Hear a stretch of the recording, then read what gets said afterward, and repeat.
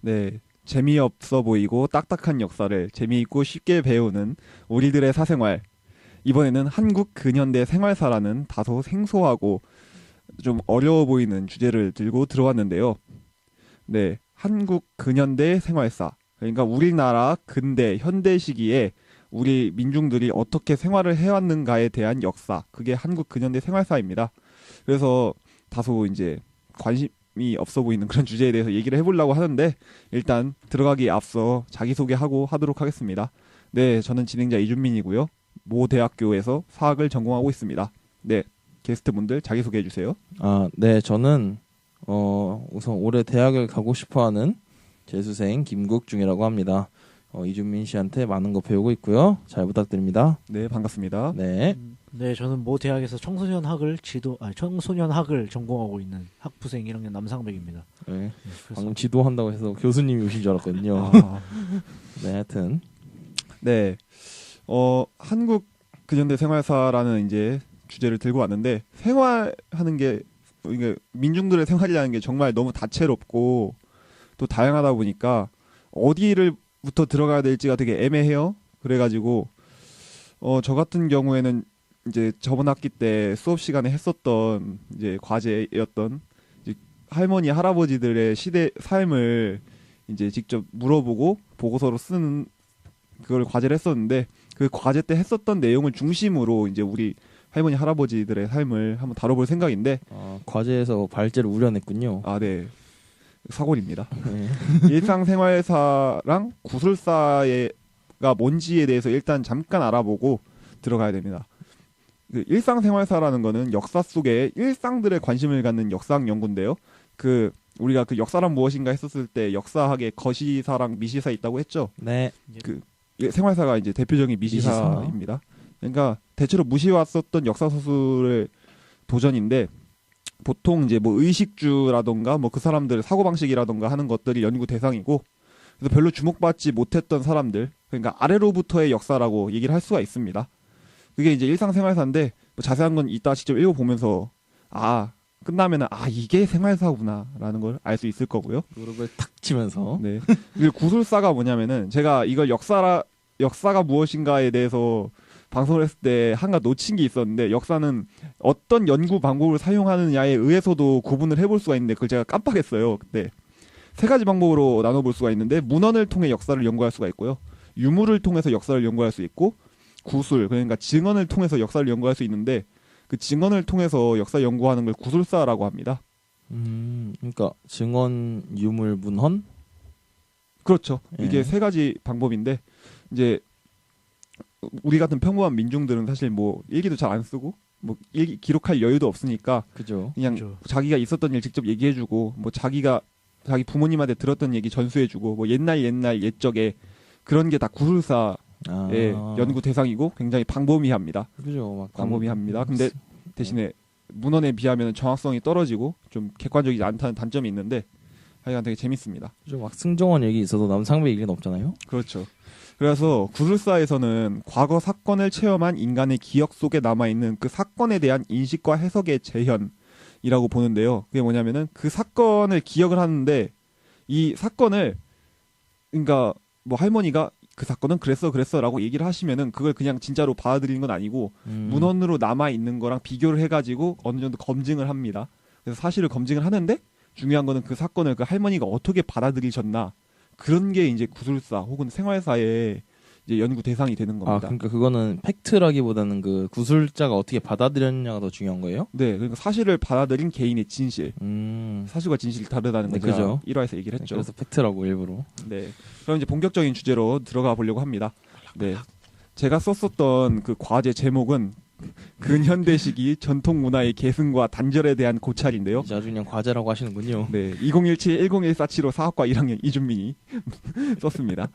그래서 제목을 보고 이제 알 수 있는 게 근현대 시기 전통 문화의 계승 그리고 단절에 대한 고찰이잖아요. 완전 다른 단어들이죠. 네, 그러니까 우리나라를 보통 반만년 역사를 갖고 있다고 하는데 그죠. 사실 반만년 역사 갖고 있다는 걸 느끼기는 쉽지 않죠.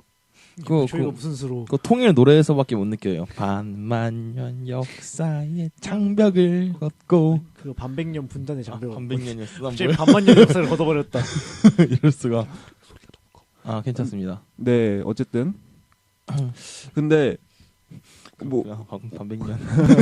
네, 일상에서 그래도 우리는 뭐 한식이라고 불리는 뭐 우리들이 전통적으로 먹던 음식은 잘 먹잖아요. 저 너비아니 이런 거. 잘 먹는데 자연스럽게 먹는데 옷이나 주거는 사실 서구랑 다를 바가 없죠. 그렇죠. 저희가 모시옷 비단은 이런 거 안 입으니까. 근데 우리가 되게 오랫동안 역사가 있었는데도 불구하고 갑자기 이렇게 급격하게 변했으면은 그게 변한 시점이라는 게 있을 거 아니에요. 네. 그게 언제일까요? 한번 유추해 보세요. 그거 개화기요.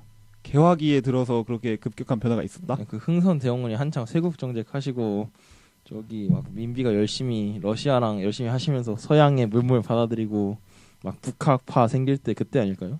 네, 그럴 수도 있겠죠. 상백군은 언제쯤이라고 생각하시나요? 저는 그냥 1970년대쯤이 아닐까 생각해요. 왜냐하면 그 뭐지? 사실 6.25 전쟁 때 사진만 봐도 한복 입고 피난하는 사람들 엄청 많잖아요. 예, 다 새하얀 옷 입고 막 피난하고 가 쓰고 다니는 사람들, 뭐 소달구지 끌고 다니는 사람들 굉장히 많고, 심지어 저희 교수님이 지금 40대 초반이신데 예. 그분 동네에도 그분이 유치원 다니는 나이 때만 해도 소달구지를 끌고 다니는 사람들이 많았대요.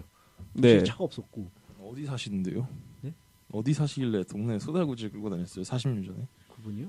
아, 일단 뭐 그런 건 중요하지 않고 어쨌든 한쪽에선 개화기, 한쪽에선 70년대 거의 100년의 간극이 있네요. 네. 근데 저 같은 경우에는 일제강점기라고 생각을 했어요. 그때 뭐 우리 민족을 뭐 억압하고 소위 뭐 민족 말살 통치했으니까 그때 변하지 않았을까라고 생각을 했는데, 그러니까 한 명은 개화기, 한 명은 일제강점기, 한 명은 70년대. 과연 누구의 말이 맞는지 한번 새 시점을 짚었네요. 네, 검증해 볼 차례네요. 그래서 아마 역사를 전공하지 않은 사람들은 뭐 저나 아니면 김국중 군이 생각한 시기에 좀 급격한 변화가 있지 않았을까 생각하지 않을까 싶습니다. 그래서 이제 정답을 말해버렸네. 남상백군이 정답이군요. 예. 네, 어쨌든 네. 아, 정답을 말했네요. 네. 네, 그래서 이제 우리의 생각이 맞는지 검증해 볼 차례인데, 제가 이제 문화적인 단절이 있었던 시기로 설정한 게 일제 시대라고 전 봤잖아요. 근데 그렇게 먼 시기가 아니거든요. 그 시대는 그렇죠. 할머니 할아버지들 살았던 시대인데, 그래서 저희 친할머니랑 외할머니는 그 시기에 태어나셨어요. 그래가지고 그 할머니랑 외할머니의 기억을 바탕으로 문화가 어떻게 변화를 해봤는지 한번 이제 검증을 해볼 차례인데, 친가 같은 경우에는 그냥 평범한 서민 집안이었고, 외가 같은 경우에는 그 지주 집안이었어요. 그러니까 두 집안의 경제적 기반이 다르니까 좀 얘기하시는 게 좀 다를 수 있겠죠. 그렇죠. 그래서 한번 둘 비교해 보려고 하고, 하여간 친조모께서는 1939년생이시고 외할머니께서는 1939년이십니다. 둘이 동갑이시네요. 근데 이름도 같아요. 그러니까요. 진짜요? 저 깜짝 놀랐어요. 두 분 다 양순이라서 오타낸 건가 했는데 그러네요. 신기하다. 이거 진짜 신기해요. 그리고 외할머니는 이제 전라북도 장수 출신이시고 친할머니는 전라북도 익산 출신이시라 가지고 다 전라북도입니다.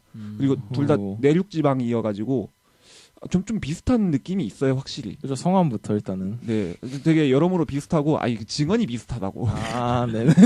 아니, 그런 거였군. 네. 그래서 본론으로 들어가 보겠습니다. 네. 네, 과제 보고서에서도 본론이라고 써놨고요. 아유, 진짜 이거. 네. 그래서 당시의 의생활, 그러니까 의복생활에 대한 건데, 당시라는 말이 좀 애매하잖아요. 네. 이 구술체록의 특성인데 정확한 시기를 알 수는 없습니다.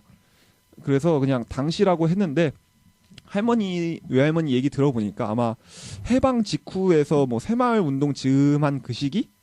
그러니까 정확하게는 말 못하는데 그 시기, 그 즈음. 막 임의로 정해되는 건가요? 그냥 대충 확인 좀 해주시고. 잘 되고 있어요 지금. 근데 아니, 아까 계속 뚝뚝 끊기길래. 이게 좀 앞에 가 있어요 지금 저 친구가. 네, 어쨌든. 그래서 당시 의생활에 대해서 두 분이 공통된 증언을 하셨어요. 그러니까 한복을 많이 그러니까 대부분 소위 한복이라는 걸 입고 있었고, 뭐 지금 우리가 흔히 입고 있는 티셔츠 같은 옷들은 어른들이 못 입게 했었다는 거예요. 그러니까 아까 남상맹 군이 그 얘기했었던 것처럼 그 사진에서 봤었던 그 한복 입는 풍경이 아. 60년대, 50년대에 아주 보편적인 풍경이었던 거죠. 네, 그래서 거의 모든 사람들이 저고리, 바지, 치마, 두루마기를 입고 있었다고 말한 건 되게 이색적이지 않나요? 불과 50년, 60년 전에? 그러게요. 그때는 유니클로 없었나요? 유니클로? 없었습니다. 그렇구나. 네, 그리고 머리 모양에 대한 증언이 되게 흥미로운데요. 네. 그 두 분 모두 전통적인 여성의 머리 스타일 쪽머리잖아요. 쪽머리. 제가 쪽머리를 잘 몰랐었는데 가채 같은 건가요? 가채는 말 그대로 가채예요. 가짜 머리. 가발. 그러니까 막 머리 막 이렇게 주렁주렁 그 그게 쪽머- 쪽머리 아니에요? 쪽머리 그냥 뒤로 해가지고 묶어서 비녀 꽂는 비녀 그거 꽂는 있잖아요. 아 그거 그 사극 보면은 그 예. 죽을 사람들이 그렇게 하고 다니잖아 원래. 네? 그 막 남편 죽으면 하고 다니는 머리 아니에요? 아니, 아니요. 그 원래 그냥 다 하고 다녀요. 결혼한 여자는 다 하고 다녀요. 그래. 그러니까- 이렇게 또 제가 무지랭이입니다, 여러분. 그러니까 댕기머리를 이제 남자 여자 어렸을 때 똑같이 하다가 이제 남자는 상투 틀고 여자는 쪽머리를 지는 거죠. 그래서 근데 쪽머리를 한 여성들이 되게 많았다고 말씀을 하셨어요. 그러니까 지금은 안 하잖아요, 쪽머리를. 그죠. 옛날 영화 뭐 사랑방 소녀와 어머니만 봐도 그 어머니가 쪽머리를 하고 나오는 걸로 나오고. 네. 요즘은 머리끈 쓰잖아요, 머리끈. 네. 그래서 포니테일 이런 거 하죠. 포니테일 좋아요. 근데 특히 친조모께서는 이제 지금은 머리 자르셨는데 젊은 시절에는 할아버지랑 결혼하시고 자신도 직접 쪽머리를 하셨다라고 말씀을 하셨어요. 오. 그러니까 직접 몸소 변화를 겪으셨던 거죠.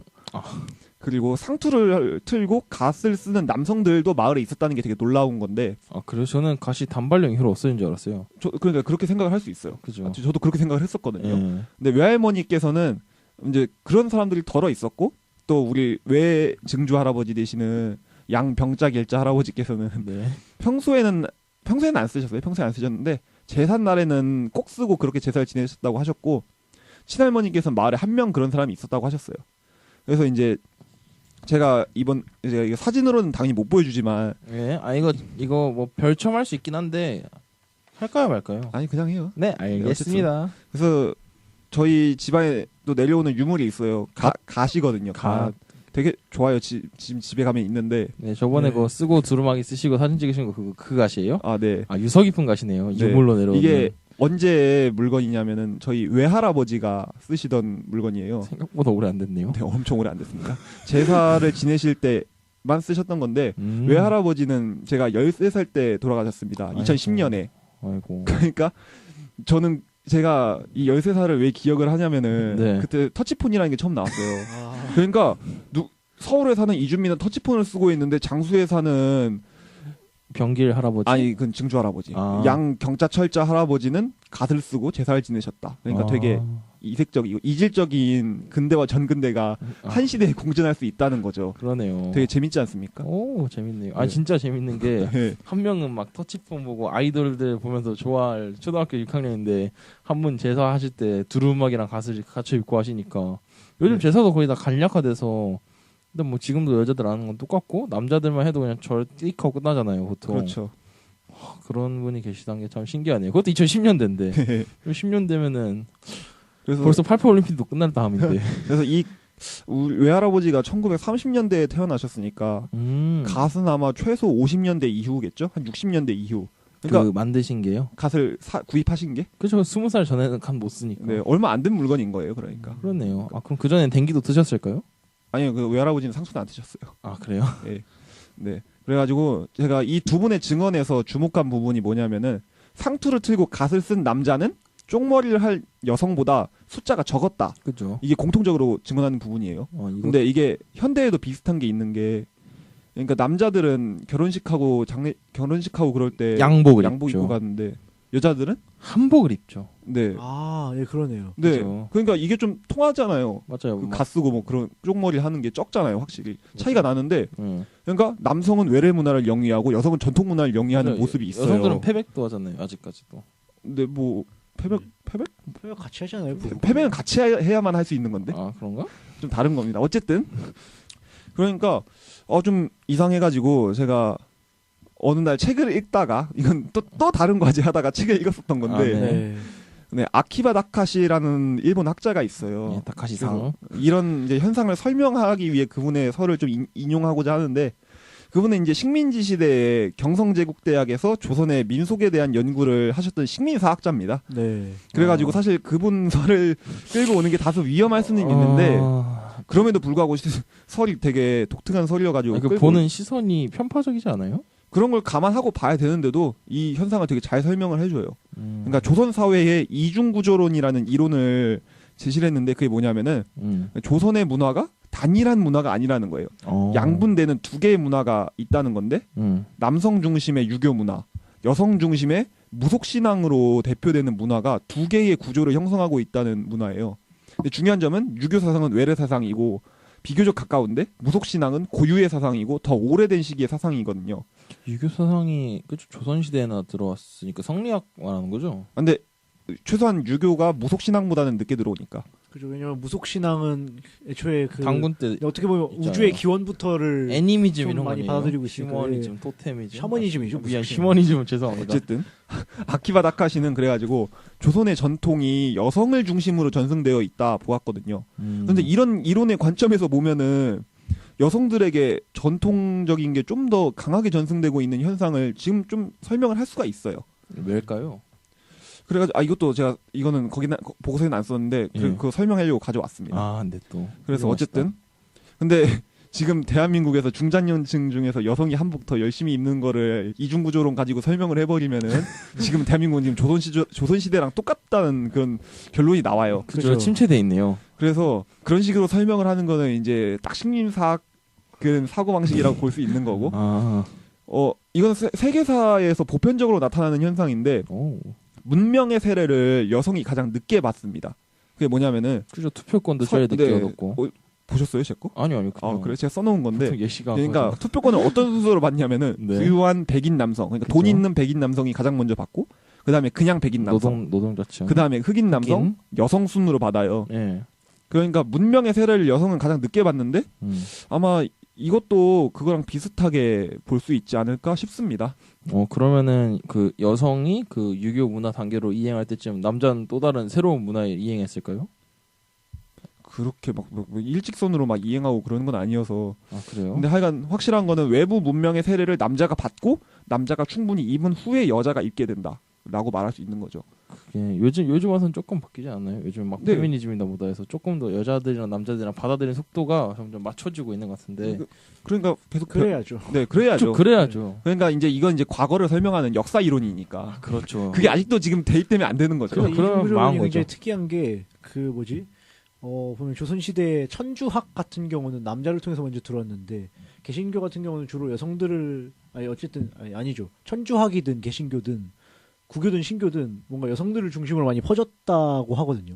그게 예. 어떻게 보면 이거하고도 맞춰질 수가 있겠네요. 맞죠. 왜냐하면 남성들은 유교 중심적인 사고관 그리고 또 뭔가 그런 실학적 사고관이었다면 여성들은 어쨌든 무언가를 믿고 무언가의 운명 그러니까 자기 운명을 정해놓고 믿고 그러니까 신앙의 방법을 택한 거죠. 근데 남자들이 학문의 방법이었다면 근데 서학이 들어온 것도 문명의 세례라고 보면은 그건 좀 이질적인 예시 아니에요? 반대가 된 근데 예시? 발전은 확실히 남자들보다 여자가 더 많이 믿었거든요.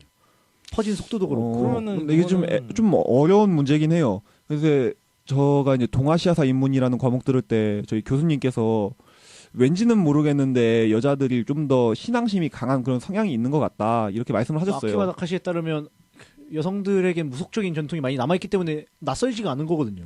남성들은 어쨌든 유교긴 하지만 학문이고 논리이니까 누구죠? 유학자 중에 누가 기독교를 엄청 깐 글이 있었는데 네. 기억이 안 납니다. 굉장히 통렬하게 막 비판하거든요. 안정복이요? 예, 그런 것 같아요. 네. 네, 안정복 씨가 통렬하게 개신교를 까는데 그렇다고 생각이 드네요, 갑자기. 네. 그래서 하여간 그 교수님의 말씀을 이제 그냥 모르는 사람이 들으면 저 사람 여혐종자인가 뭐 그렇게 말할 수도 있는데 아키바 다카시의 설을 이용해 가지고 우리가 지금까지 봤었던 사례랑 잘 연관시켜서 이해해 보면은 여혐이 아니라 진짜로 역사적으로 설명이 되는 그런 거일 수도 있는 거죠. 그러네요. 이게 방금 나선배씨 온 것처럼 유교 문화를 그 지식 중심의 그걸로 보고 부속 신앙을 뭐랄까 감정 중심? 신앙. 네, 신앙. 그거 맞아요. 그러니까 남성이 네. 이성으로 대치되고 여성이 네. 감성으로 그러니까 대치되거든요. 저는 보면서 그거 생각했거든요. 그 칸트랑 나딩스의 관계 생각했거든요. 네. 배려윤리랑 그 원칙윤리 막 그런 거 생각하고 있었는데 하여튼 남성과 여성 하여간 그래가지고 이제 이중 구조가 이제 지금은 허물어지고 계속 문화가 융화되고 있다라고 얘기를 할 수도 있겠네요. 그죠, 현재에는. 그죠. 그래서 이제 당시의 주거 문화로 넘어가 보려고 합니다. 주거 문화 같은 경우에는 그냥 공통적으로 초가집과 기와집만 있었다고 얘기를 하셨어요. 그러니까 콘크리트 집이나 슬레이트 판잣집 이런 거 없고 가끔 네. 음악 같은 거 없었나요? 그건 잘, 수제나 뭐나 화재 아니면 났을 때. 땅 파서 만든 집. 그건 잘 모르겠네요. 굴집. 그래서 이제 어머니께서 이제 죄송합니다. 보고서 그냥 읽었네요. 네, 그러니까 그걸 좀 자제하시기 바랍니다. 네. 어머니께서 이제 저한테 말씀하시기를 지금 외갓집이 한번 불에 탄 적이 있어요. 아이고. 그 증조 할아버지 때. 그래가지고 외갓집에 사실 오래된 물건들이 별로 없는데 그래서 외갓집이 진짜 오래됐어요. 그 자리에서 한 300년 정도 살았었거든요. 하지만 굉장히 오래 살았구나. 리모델링은 얼마 됐죠? 그래서 그 불탔을 때 한번 리모델링 새로 지은 거예요. 그 전까지는 250년 정도는 계속 한 230, 40년은 그대로 있어가지고 그 대들보는 그대로 썼거든요. 그죠. 그래서 지금 외갓집이 하여간 뭐 목재랑 뭐 기와는 다 새로 얹었는데 하여간 대들보는 몇백 년 된 대들보를 계속 쓰고 있습니다. 대단하군요. 이거는 보고서에 있는 내용이 아닌데 하여간 그 대들보가 몇백 년 됐는지 어떻게 하냐면은 예. 옛날에는 대들보를 올릴 때 거기에 올해가 몇 해인지 쓰는 문화가 있었대요. 네. 그래서 외할아버지가 그거 보시고 어머니한테 얘기를 해주셨다고 하시더라고요. 거기는 성주신이 굉장히 강하겠네요. 아. 그 집은 성주신이 굉장히 강하겠고. 무속신앙 얘기하시는 거예요? 그리고 지금? 또 뭐지? 우리나라도 막 그런 거 있잖아요. 큰 건물 밑에 보면 머릿돌 해가지고 네. 몇 년 몇 월 착공. 맞아. 몇 년 머릿돌. 몇 월 완공. 맞아, 머릿돌. 네, 뭐 그런 게 있죠. 성당에도 있고. 어쨌든 그래서 지금 외갓집 같은 경우에는 그냥 그 약간 적산가옥 비스무리한 느낌인데 이게 진짜 웃기게 지어놨거든요. 그러니까 나무 세우고 황토로 벽을 다 만들었어요. 옛날 네. 전통 방식으로. 그러고는 그 겉에다가 세면을 발랐어요. 뭐하는 짓이에요 이게? 뭐래? 그냥 석가래랑 나무 다 해놓고는 세면을 발라가지고 기와를 만드는 진짜 이상한 집입니다. 특이하네요. 그건 뭐야 퓨전이에요? 더 튼튼하게 만들고 싶었나 봐요. 그래서 하여간 외할아버지가 그렇게 설계를 하셨는데 하여간 이해가 좀 안 되네요. 하여간 근대 현대 퓨전 이런 건가? 약간 그런 느낌인 것 같습니다. 그래서 이 같네요. 좀 재밌는 게 네. 우리 아버지랑 할머니도 이제 서울에 올라오시기 전에 익산군 팔복면 팔복면 무슨 리언지 기억이 안 정확한 주소 말씀하실 필요 없어요. 네, 저희 어쨌든 갈거 아니니까. 익산에 사셨을 때 네. 초가집에 사셨다고 하셨거든요. 오. 근데 그 초가집이 언제까지 있었냐면은 어머니랑 결혼하신 이후인 97년까지도 그대로 있었어요. 그 자리에. 예? 저희 태어날 때까지 초가집도 있었다고요? 네. 판잣집 아니라 초가집이죠? 신기하네요. 초가집이에요, 진짜로. 그 불면 날아가는 그 초가집이요. 네, 그래서 할아버지가 2년에 한 번씩 그 추수한 그거 가지고 계속 지분 갈아주셨다고. 그래서 아버지 말씀으로는 당신께서 어리셨을 때는 그 뭐 트랙터 그런 게 없어가지고 진짜 쟁기랑 소 가지고 받으러 가셨다고 그런 얘기를 하시더라고요. 지금은 어떻게 됐나요? 그 초가집 날아갔나요? 바람 불어서? 지금은 거기에 무슨 자연농원 그렇게 됐어요. 아. 사진도 봤습니다, 제가. 그렇군요. 네. 안타깝다. 그래서 해방 직후는 물론이고 얼마 전까지 제가 태어나던 순간까지도 전통적인 주거 문화가 잔존하고 있었던 거예요. 그래서 제가 할머니한테 언제부터 초가집이 사라졌냐고 여쭤봤는데 당연히 정확한 시기는 기억은 못 하셨어요. 그죠. 근데 다만 어느 순간 한두 채씩 슬레이트 지붕 얹으면서 사라지기 시작하셨더라. 이렇게 얘기를 하셨는데 아마도 이제 경제 개발 이제 박정희 정권 들어서면서 이제 조금씩 사라지기 시작했다라고 생각을 할 수 있는데도 불구하고 97년까지 있었다는 거는 근대를 아무리 쑤셔 넣으려고 함에도 불구하고 근대가 완벽하게 정착은 안 했다. 이렇게 생각을 해볼 수 있는 거죠. 그죠. 막 일부러 쑤셔 넣으려고 하면 원래 안 돼요. 맞아요. 네, 어쨌든 네 그래가지고 생활사는 일단 1편입니다 오늘이. 그래가지고 한 이 정도까지 보고 다음 편으로 넘어갈 생각인데 그래서 오늘은 이제 의복 문화랑 주거 문화를 봤잖아요. 네. 오늘 소감을 한번 들어볼 수 있을까요? 우선은 저는 일단은 옛날에 유니클로가 없었던 거에 좀 충격 먹었고 네. 저는 외래 문화 들어온 거 처음이 유니클로가 들어왔을 줄 알았어요. 사실 그거보다 더 충격받은 건 역시 97년도에까지 초가집이 남아 있었던 건데요. 네. 아니 어떻게 태풍 같은 거 불면은 다 날아갈 줄 알았거든요. 저는 그런 거 막 보면은 막 그랬잖아요. 그러니까 퇴락한 상태로 있었다는 거죠. 그러니까 다 무너져간 상태로 사람은 못 사는 상태로. 네, 그냥 팔고 갔는데 예. 그걸 산 분이 예. 얼마 뒤에 돌아가셨어요. 그래서 그냥 그대로 남아 있었던 그래서 거죠. 재개발을 차마 할 틈이 없어가지고 예. 남아 있었군요. 근데 사실상 뭐 그 이전에 초가집 문화는 네. 없어졌다고 봐도 됩니다. 이게 저- 사람이 사는 상태로 남아 있었던 건 아니니까. 뭐 사실 그거보다 저는 그게 오늘 역시 그게 제일 흥미로웠죠. 이중 구조론. 이중 네. 구조론 사실 상당히 여자 남자가 완전히 그러니까 융복합된 게 아니란 게 저는 굉장히 흥미로웠고 되게 그 역사 내내 계속 있었던 여성 차별이 필연적이었다라고도 생각이 됐었어요. 이거 들으면서. 네. 상백군은 오늘 소감이- 저는 되게 갑자기 든 생각이 이게 여학교 남학교를 나누는 문화가 유교 때문이 아니었을 수도 있겠다라는 생각이 들었어요. 오늘 그걸 하면서 6.25요? 유교 유교 때문이 아니었을 수도 있겠다 하는 생각이 들었어요. 생각을 해보니까 근대는 계속 나누는 시기거든요. 예. 국가를 나누고 민족을 나누고 또 노동자와 비노동자, 노동자 유산과 유산 무산을 계급 나누고 예스. 그랬던 역사라고 저는 예. 생각을 해요. 근데는 예. 끊임없이 나누고 학문을 나누고 그죠. 예. 그래서 여성과 남성을 나누는 것도 그냥 근대의 바람이 아니었을까. 물론 저는 유교적인 문화도 강하게 그죠. 작용했겠지만 남녀 칠색 분홍색 때문인지 알았는데. 네. 만약 근대가 남녀가 좀 더 자유롭게 섞여 있는 문화였다면 저는 여학교 남학교가 그렇게 오래가지 않았을 거라고 갑자기 생각이 들었어요. 이건 뭐 나중에 더 책을 더 보든지 연구를 더 하든지 하면서 말씀드리지만 상백피셜입니다. 상백피셜. 그런 생각이 들었고 예. 이게 그 뭐지 확실히 그때하고 지금하고 많이 달라졌구나 하는 생각이 들더라고요. 아. 왜냐하면 그 당시는 어쨌든 그 개화기 때부터 경제개발 때까지는 근대라는 것을 이식하는 주체가 관이고 지배층이고 또 뭐 상류층, 위, 상류층이라고 그러니까 위층, 그랬잖아요. 위층. 근데 예. 지금은 오히려 SNS라던가 뭔가 미디어 그런 것들의 발달로 인해서 가장 아래도 아래. 물론 어느 정도 아직 차이는 있을 수는 있어도 예. 관이나 지배층보다도 더 빨리 때로는 비슷하게 그 근대 혹은 새로운 문화를 받아들이고 있구나 하는 생각이 들어서 그래서 첫 번째로는 이 그러니까 민이 주도하지 않는 근대의 한계를 느꼈고요. 왜냐면 초가집이 꽤 오래 있었고 또 한복이나 예. 그런 전통들이 꽤 오래 있었다는 걸 듣고 두 번째로는 그래서 지금 이 대한민국 그래도 다수의 사람들이 사람으로 존중받기 시작했구나 생각이 들었습니다. 저는 그 하나 더 생각한 게 이중구조론을 일본인 말고 한국인의 관점으로 본 그런 책은 없나. 근데 이중구조론 같은 경우는 사실 일본인이 했다 뿐이지 예. 그렇게 뭐 말도 안 되는 설도 아니고 뭐 그래요. 그래서 방금 전에 제가 얘기했잖아요. 세계사에 보편적으로 여성은 문명의 세례를 늦게 받는다. 예, 그죠. 아마 뭐 제가 아예 전혀 다른 과제를 하느라고 아키바 다카시 설을 본 거였어가지고 아마 그 뒤로도 계속 연구가 이어졌을 겁니다. 근데 그래서 관심 있으신 분은 찾아봐도 되고. 예, 한번 찾아봐야겠네요. 다만 아키바 다카시가 연구를 했던 시점이랑 저희 할머니들이 태어나셨던 시점이랑 비슷해요. 그래서 어느 정도 그 설을 대입해도 괜찮지 않나 하고 있습니다.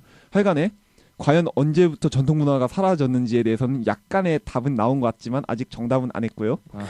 네, 다음 아직 좀 남았습니다. 오늘은 의문화랑 주거문화 알아봤고 다음에는 좀 더 재밌는 얘기로 찾아보도록 하겠습니다. 2편에서 만나요. 안녕. 안녕.